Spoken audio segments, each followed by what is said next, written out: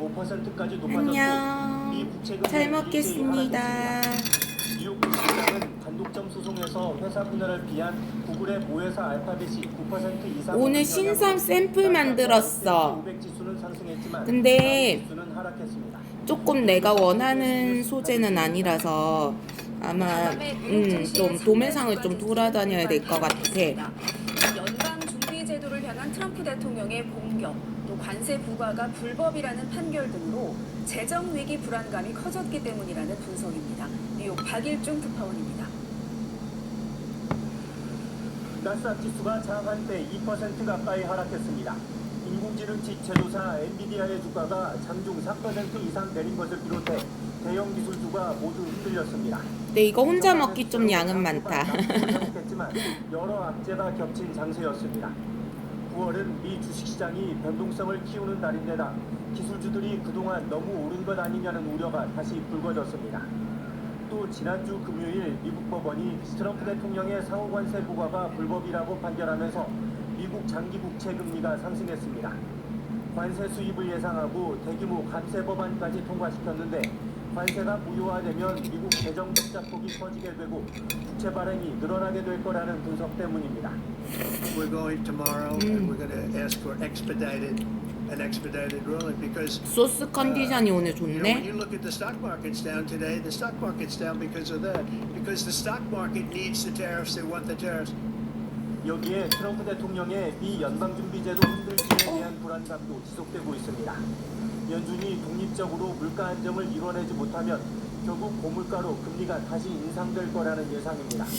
한 인플레이션에 대한 안전 1인분 말고 가격은 이온스에 $3,500 2, 3인분용으로 만들었거든. 이게 사이즈를 좀 크게 할 생각이야. 이거 아마 저기 조금 공산품 알아봐야 될 것 같아. 결정 방향에 변화를 줄 수도 있기 때문입니다. 뉴욕에서 KBS 뉴스 박일중입니다. 미국의 7월 개인 소비 지출 물가 지수가 여전히 높은 수준을 유지하고 있는 것으로 나타났습니다. 그래도 다음 달 미 연방 준비 제도 회의에선 금리가 인하될 거란 기대가 높습니다. 고용 시장 때문입니다. 뉴욕에서 박일중 특파원입니다. 미국의 7월 개인 소비 지출 물가가 전달 대비 0.2%, 전년 대비 2.6% 오른 것으로 나타났습니다. 관세로 인한 물가 상승 우려에도 6월과 비교할 때 전달 대비 상승률은 낮아졌고 전년 대비 상승률은 같았습니다. 전문가 전망치에도 부합했습니다. 다만 변동성이 큰 에너지와 식품류를 뺀 근원 개인 소비 지출 물가 상승률은 전년 대비 2.9%로 5달 만에 최고치를 기록했습니다. 미 연방준비제도의 물가 상승률 목표치 2%를 훨씬 웃도는 수준입니다. 하지만 90%에 육박하고 있는 9월 금리 인하에 대한 전망은 크게 바뀌지 않았습니다. 연준이 고용시장을 고려한 결정을 하게 될 거라는 기대입니다.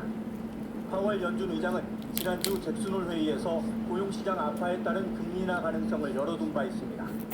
또 7월 금리 결정회의에서 금리 인하를 주장했던 크리스토퍼 월러 연준 의사는 전날 9월을 포함해 앞으로 몇 달간 추가 금리 인하가 필요할 거라고 말했습니다. I stand here today, I anticipate additional cuts over the next 3 to 6 months. And the pace of rate cuts will be driven by the incoming data. 이날 주식시장은 나스닥 지수가 1% 넘게 빠지는 등 일제히 하락했습니다.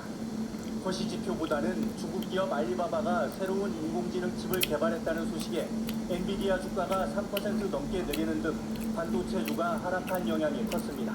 뉴욕에서 집에 있는 파스타 아무거나 썼는데 아마 쇼파스타 들어갈 것 같아. 미국의 중앙은행인 연방 먹을 때 훨씬 편해. 이사 한 명을 해고한다고 밝혔습니다. 112년 연준 사상 처음 있는 일로 연준 이사회를 장악하려는 의도라는 분석이 나옵니다. 뉴욕에서 박일중 특파원입니다.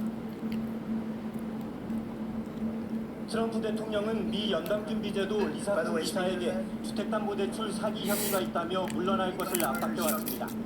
그리고 현지 시각 25일 저녁 쿡 이사를 해임한다는 서한을 본인의 소셜미디어에 올렸습니다. 쿡 이사의 행위가 대통령이 연준 이사를 해임할 수 있는 불법 행위에 해당한다는 이유에서입니다. 아주 훌륭한 인물들을 고려하고 있다며 후임 지명 채비에 나섰다고도 밝혔습니다. 하지만 혐의 자체를 부인하고 있는 쿡 이사는 대통령의 조치에 법적 근거가 없다며 물러나지 않겠다는 뜻을 밝혔습니다. 미국 대통령이 연준 이사를 해임 대상으로 삼은